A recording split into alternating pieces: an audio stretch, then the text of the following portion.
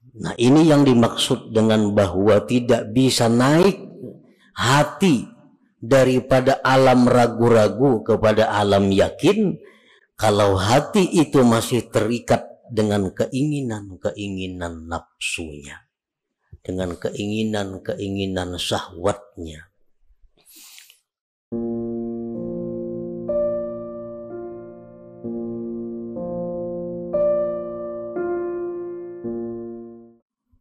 Am kaifa yarhalu ilallah ta'ala wa huwa muqabbalun bi syahawatihi.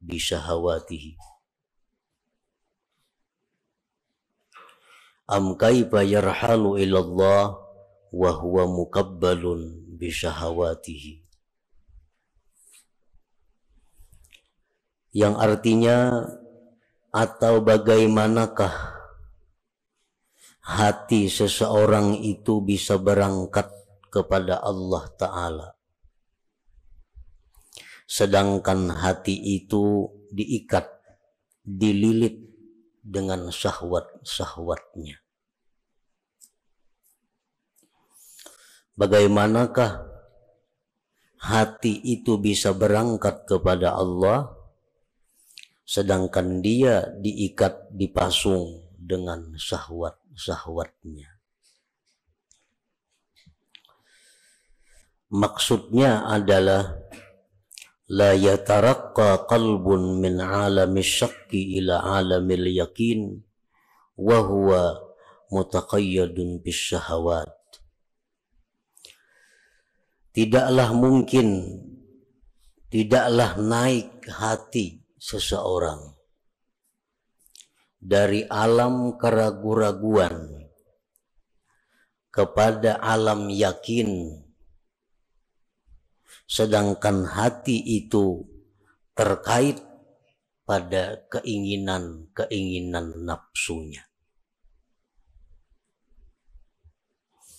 Nah, para muhibbin rahimakumullah,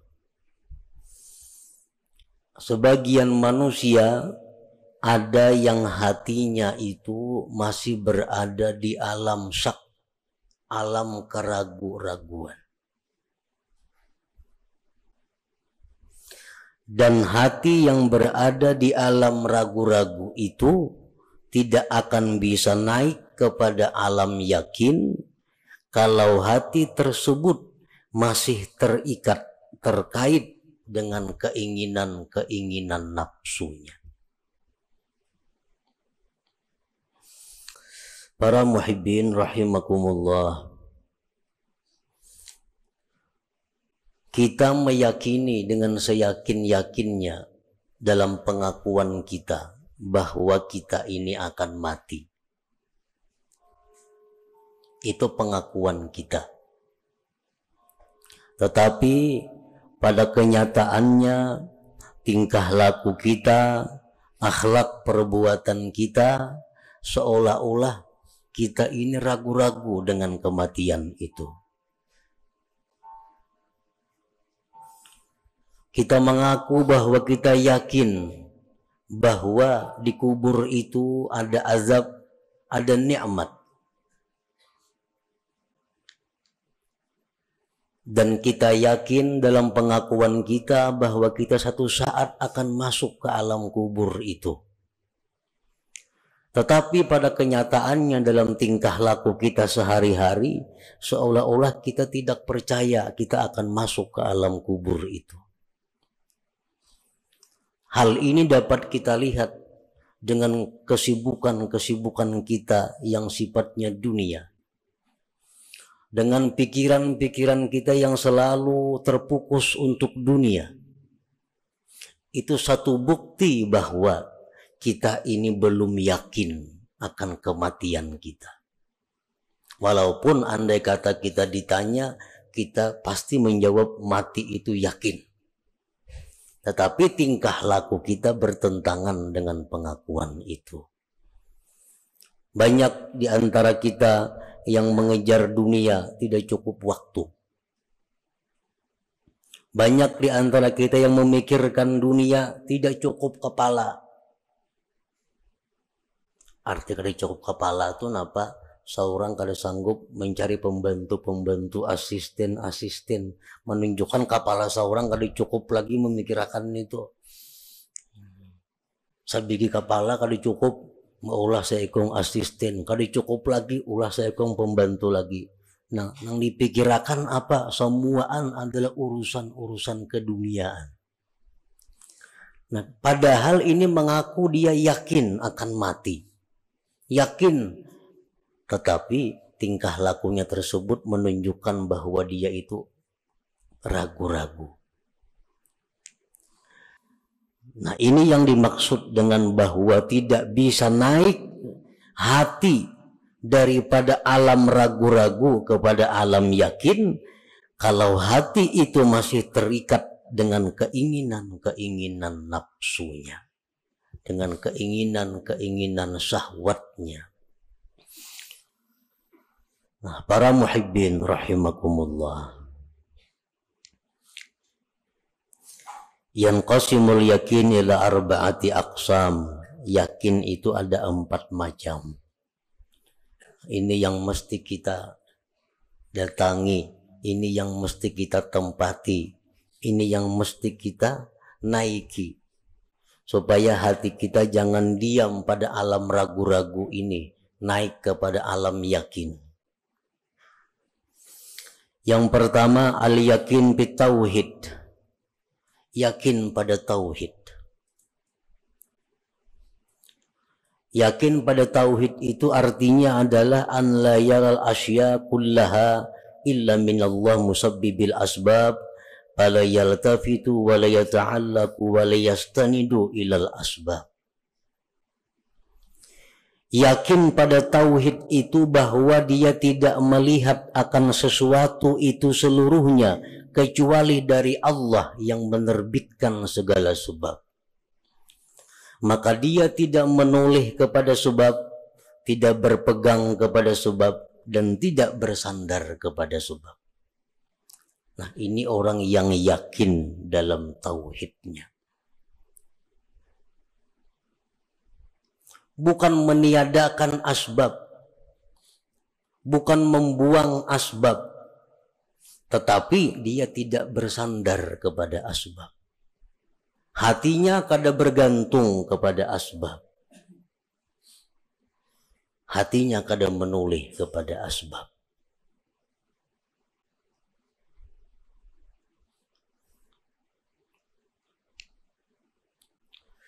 Para muhibbin rahimakumullah, Anas bin Malik, salah seorang khadam Rasulullah sallallahu alaihi wasallam. Anas ini berkata, 10 tahun aku berkhadam kepada Rasulullah, jadi pembantu beliau. Beliau tidak pernah menyalahkan aku. Kenapa engkau tidak begini? Kalau engkau begini, niscaya tidak begini. Nah, bahasa kitanya, 10 tahun aku berkhadam kepada Rasulullah sallallahu alaihi wasallam. Rasulullah tuh kada pernah meniwas lawan aku terhadap apa yang aku kerjakan. Ini menunjukkan bahwa Rasulullah sallallahu alaihi wasallam itu tidak menoleh kepada asbab. Ini Anas adalah asbab. Asbab yang bisa mendatangkan kesenangan kalau pas lawan yang kita maksud. Asbab yang bisa mendatangkan kekecewaan kalau kada pas dengan yang kita maksud. Kan pembantu. Pembantu ini adalah sebab bisa mendatangkan kepada kita kesenangan. Kalau gawiannya pas, cocok lawan kehendak kita. Dan pembantu ini bisa merupakan sebab mendatangkan kekecewaan kalau pekerjaannya kada sesuai dengan kita. Nah, Rasulullah sallallahu alaihi wasallam, beliau tidak pernah mengatakan kata-kata yang sifatnya taubih, mencela atau meniwas kepada pembantu ini apapun yang telah ia kerjakan. Ini satu bukti bahwa beliau tidak memandang kepada Anas ini, pembantu ini, sebab ini.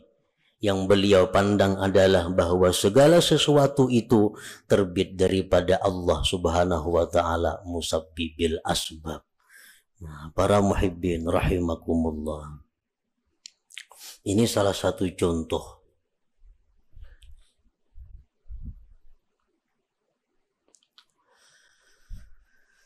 Nah, jadi yakin yang pertama adalah yakin pada tauhid.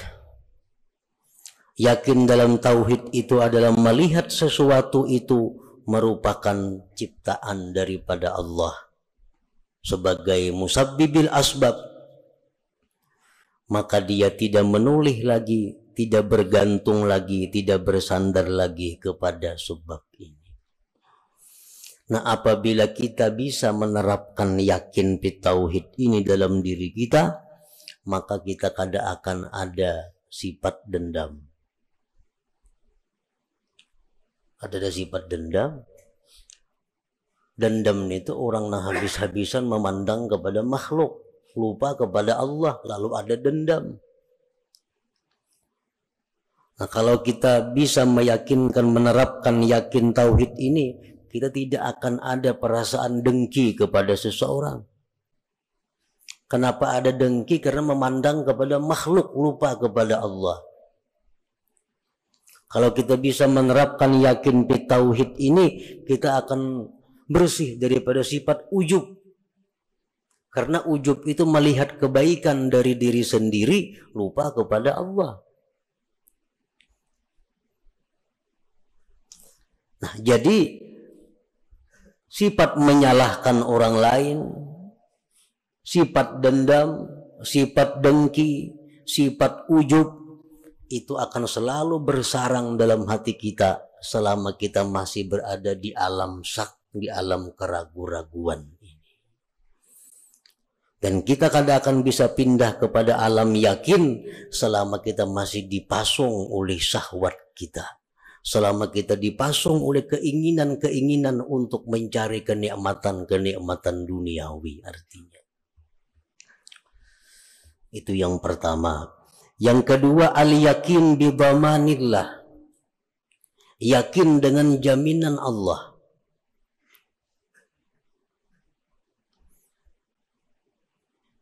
Fala yahtammu birrizqi, maka dia tidak risau dengan rezekinya.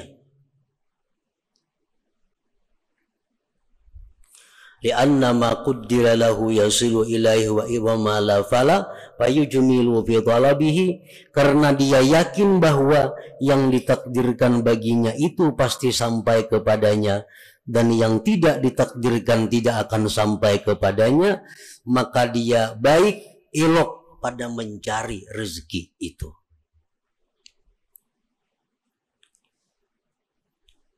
Yakin yang kedua, yakin dengan jaminan Allah. Allah sudah menjamin bahwa apa yang dia tetapkan untuk kita itu pasti akan sampai kepada kita. Apa yang tidak milik kita tidak akan sampai kepada kita. Nah, kalau kita yakin itu, payujmilu fit talab, maka dia akan ilok dalam hal mencari rezeki. Nang ilok mencari rezeki itu kayak apa? Pertama, tahu halal haram.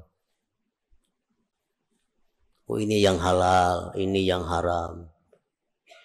Yang kedua, dinamakan ilok dalam mencari rezeki adalah tahu waktu.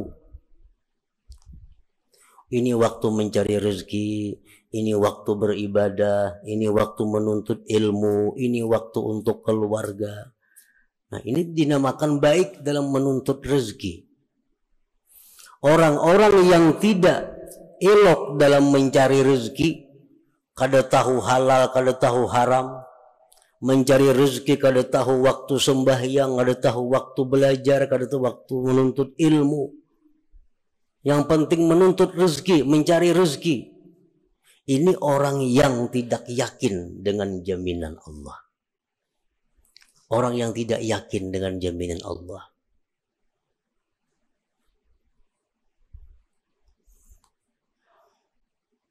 Kalau orang yakin dengan jaminan Allah, dia pasti elok mencari rezeki. Pasti bagus mencari rezeki itu, artinya beradab.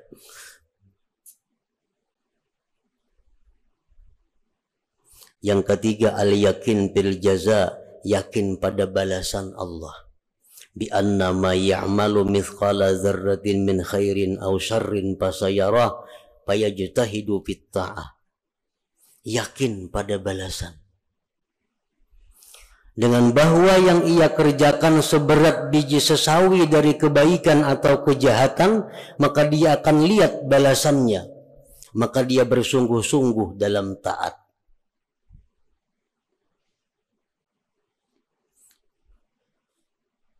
Allah melalui Rasulullah SAW menyatakan bahwa kalau engkau sembahyang ini, maka balasannya itu lebih baik daripada surga, lebih baik daripada dunia dan isinya. Nah, ini janji Allah. Kalau engkau melakukan ini, engkau akan diazab dengan azab yang sangat pedih. Ini adalah janji Allah. Nah, kalau kita yakin pada balasan yang dijanjikan Allah itu, fayajtahidu fit ta'at, maka kita sungguh dalam taat kepada Allah.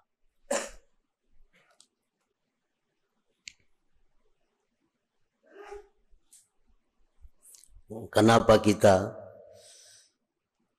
kadang melaksanakan perintah Allah padahal Allah sudah menjanjikan surga? Kenapa kita masih melanggar hukum Allah padahal Allah sudah menjanjikan neraka? Kalau engkau berzina, neraka ini. Kalau engkau riba, neraka ini. Kalau engkau zalim, neraka ini. Tapi kenapa masih dilakukan? Karena kita masih berada di alam syak, di alam ragu-ragu tadi. Belum yakin tentang apa yang dijanjikan Allah itu. Walaupun andai kata ditanya, pasti Bapak dah yakin. Tapi kenyataannya, praktiknya belum yakin. Nah, yang keempat, al-yakin bi anna Allah mutali'un alaih, yakin bahwa Allah mengawasi atasnya. Yakin bahwa Allah selalu menilik atasnya. Fayata'addabu bi jami' ahwali, maka dia beradab pada sekalian keadaannya. Baik di masjid, baik di rumah, baik di pasar, baik sendiri, baik orang banyak, selalu beradab. Kenapa? Karena dia yakin bi anna Allah muttali'un alaih, bahwa Allah itu selalu melihat dia. Nah, 4 macam yakin inilah yang kita akan tempati bila mana kita bisa terlepas oleh ikatan syahwat tadi. Ikatan keinginan-keinginan duniawi kita. Nah, artinya adalah bahwa selama kita berada di alam syak, di alam ragu-ragu, di alam yang mana kita sibuk meluluskan kehendak nafsu kita, kita kada akan bisa yakin bit tauhid. Kita kada akan bisa yakin dengan jaminan Allah. Kita kada akan bisa yakin pada balasan Allah. Kita kada akan yakin bahwa Allah selalu mengawasi kita. Kada kawa yakin. Nah, itulah kurang lebihnya yang dimaksud dengan perkataan Imam Ahmad ibnu Athaillah tadi. Am kaifa yarhalu ilallah ta'ala wa huwa muqabbalun bi syahawatihi. Artinya selama kita masih memikirkan terus-menerus urusan kenikmatan dunia, kelezatan duniawi, itu aja yang kita pikirkan sehari-hari ini, maka kita akan ketinggalan di alam keraguan-raguan. Kita kadang akan bisa naik ke alam yakin. Para muhibbin rahimakumullah. Al-Faslu Tsani minha, pasal yang kedua daripada hikmah yang ke-13. Am kaifa yatma'u ay yadkhula hadratallah wa huwa lam yatatahhar min janabati ghafalati. Atau bagaimanakah ingin itu hati? Bagaimanakah ingin itu hati masuk ke hadirat Allah, sedangkan hati itu belum suci dari junub kelingahannya, kelalaiannya. Nah, artinya adalah la yumkinu qalbun ay yushahidallah walau adna musyahadah wa huwa yatalawwasu bil qazurat ka hubbid dunya. Tidak mungkin hati kita itu bisa musyahadah kepada Allah, walaupun musyahadah yang paling rendah. Kada akan mungkin selama hati kita itu masih bercelumur dengan kotoran-kotoran seperti mencintai dunia ini. Sekurang-kurang musyahadah itu adalah musyahadah fi'lullah. Itu sekurang-kurang musyahadah. Artinya apa? Dia menyaksikan dengan mata hati bahwa yang ada ini merupakan perbuatan Allah. Itu musyahadah yang paling rendah. Itu pun kada akan bisa kita rasakan selama hati kita masih bercelumur dengan dosa, dengan berbagai macam kotoran-kotoran maksiat.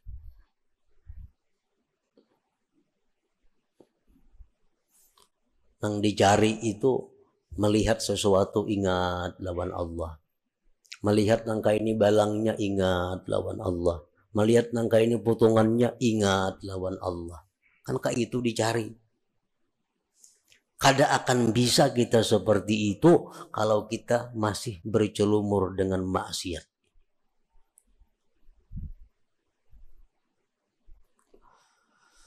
Fakama yumna'ul junub ayyadkhulal masjid fakadzalika yumna'u qalbun mutalawisun bizzunub ayyadkhula hadratullah ta'ala. Sebagaimana dilarang orang yang junub itu masuk masjid, demikian pula dilarang hati yang kotor, yang bercelumur dosa masuk ke hadirat Allah Subhanahu wa ta'ala. Padahal sudah aja belajar kitab ini tamat, kitab tasawuf ini tamat, tasawuf bermacam-macam kitab tasawuf sudah tamat dipelajari. Tapi pada kenyataannya kada kawa mempraktikkan. Bila melihat sesuatu itu ingat lawan nang maulah. Melihat apa ingat lawan nang maulah. Melihat apa ingat lawan nang maulah. Kada kawa mempraktikkan itu. Kenapa? Sebabnya karena hati kita dilarang masuk ke area itu. Hati kita belum bersih untuk bisa masuk ke sana.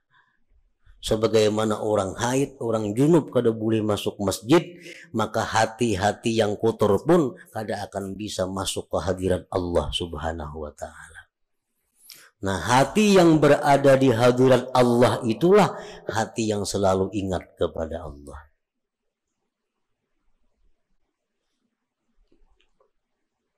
Nah, jadi artinya amun kita hendak nang macam itu, selalu ingat lawan Allah. Dimanapun berada, apapun yang dilihat, apapun yang didengar, ingat lawan Allah. Kalau kita hendak macam itu, mesti kita bersihkan hati kita daripada maksiat-maksiat hati. Nah, kita bersihkan hati kita daripada kotoran-kotoran hati. Bila sudah kita bersihkan, maka seapa bersihnya, seitulah kita akan bisa masuk ke alam hadratullah tadi. Al-Faslur Rabi' minha, pasal yang keempat daripada hikmah yang ke-13 yang terakhir. Am kaifa yarju ayyafhama daqa'iqal asrar wa huwa lam yatub min hafawatihi. Atau bagaimanakah dia berharap mempaham rahasia-rahasia yang halus-halus sedangkan dia belum tobat daripada dosa-dosanya. Artinya layab hamu qalbun, tidak paham itu hati al-ulumat dakikah akan ilmu yang halus-halus. Allati taridu alal arifin, yang mendatang itu ilmu atas orang-orang arif. Wa huwa yusirru alal maksiat, dia masih mengekali kemaksiatan. Kada kau mempaham perkataan-perkataan orang arif, apalagi Al-Quran, kalamullah, apalagi kalam Rasul, hadis-hadis Nabi. Dia kada akan bisa paham kalau dia masih melakukan maksiat kepada Allah, kalau dia tidak tobat daripada daripada kemaksiatan. La yafhamu qalbun ala ulumad dakikah, tidak akan bisa mengerti itu hati akan ilmu nang halus-halus. Kitab hikam termasuk kitab yang dianggap sebagai ilmu yang halus-halus. Kada akan bisa mengerti kitab ini kalau hati kita ini masih bercelumur dengan maksiat kal hasadi, seperti dengki, wal hikdi, dendam, wa idmarisu ala ahadin minal muslimin, masih menyimpan ada kejahatan kepada seseorang muslimin. Kita kada akan bisa paham apa-apa yang dimaksud, yang diisyaratkan oleh orang-orang yang arif dengan Allah.